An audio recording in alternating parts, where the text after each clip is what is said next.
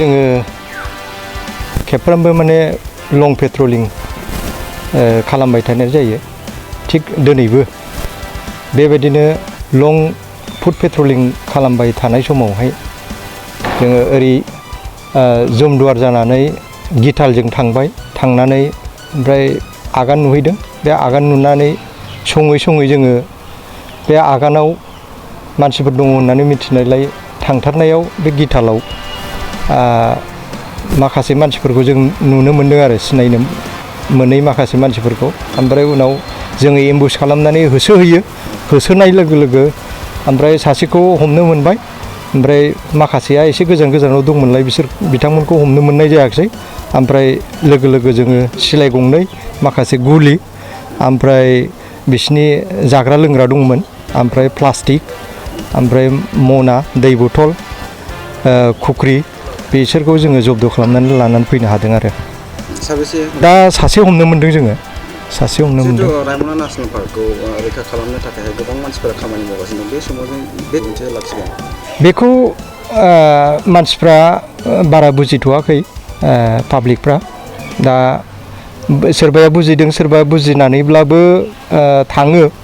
दा बेनि गेजेरजों जोङो माखासे इनिशिएटिभ लानो हायो पाब्लिक एवारनेसआ मोनसे गोनांथार एक्टिभिटिस जोंनि थाखाय बेजों लोगोसे कन्टिनिउ पेट्रलिंखौ जोङो होबाय थानांगौ आरो होबोगासिनो दंखायो आरो बेबायदि होलांबाय थायोब्लानो बे गाज्रि इलिगेल मावनाय एक्टिभिटिसा जोबलांगोन होननानै आं मिजिंथियो आरो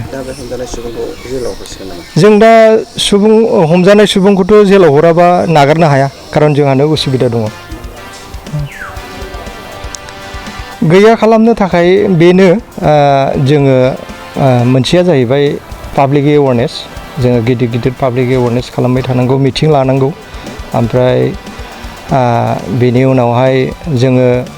बे पाब्लिकफोरनो माखासे NGOsनि थ्रुयै माखासे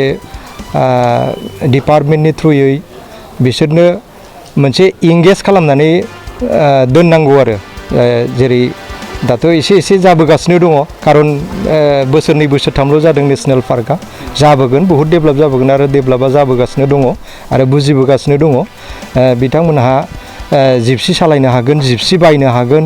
ओमफ्राय गावबा गाव हमस्टे बानायनो हागोन सोरबाया जि दानो हागोन सोरबाया बेबायदिनो हमस्टेयाव मैगं थाइगं ओमफ्राय